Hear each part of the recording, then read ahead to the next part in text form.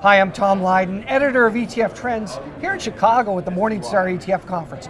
Here with Adam Patti, CEO of IndexIQ. Adam, great seeing you. Oh, great seeing you. Thanks for having me. Hey, another great conference. A lot of people are talking about smart beta. People are kind of excited about the market, but why isn't alternative strategies getting a lot of love? What's been going on? Well, interestingly, we're seeing quite a bit of flows into our core alternative strategies like QAI and M&A.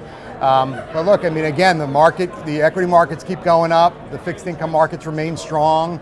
It just keeps coming. Well, advisors need to pay attention because that's exactly the fact. I mean, we've been in a 30-year bull market in bonds, 7-year bull market in stocks, and people are concerned about volatility, right? Well, absolutely. Volatility has been subdued, but it looks like we might be looking at a snapback in volatility at some point, either up or down. Who knows at this point? But we are going into an election year, and it's a very volatile period. So I would get hedged. Yeah.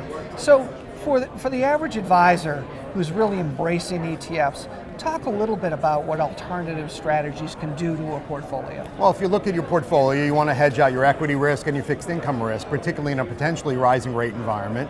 So you got to look at different solutions. So on the equity side, our merger arbitrage strategy, which actually was just named 5 stars by Morningstar a couple days ago, 7-year track record, ticker symbol MNA, gives you a third to a quarter of the equity volatility of the S&P 500, but a nice upside return. QAI on the fixed income side, 2 to 3% volatility with a 3 to 5% return profile. So that's a nice way to allocate your portfolio now. Yeah, and it doesn't take that much to kind of take off some of those sharp spikes, correct? Exactly. Take money off the table and add a little ballast to your portfolio. Just protect yourself. You'll still get some upside, but you'll get a lot less downside. Yeah. So is a feeling on the street as we go into this elections year, and we're not that far away, that maybe that volatility, this kind of pent up, might be coming? Well, that's certainly my bet. I mean, you see what's going on in this election cycle. It's absolute chaos. Yeah. That's going to at some point translate over to the markets, and I'd rather position my portfolio now for that rather than wait until after it happens. Well, you were one of the pioneers of alternative strategies in the ETF space,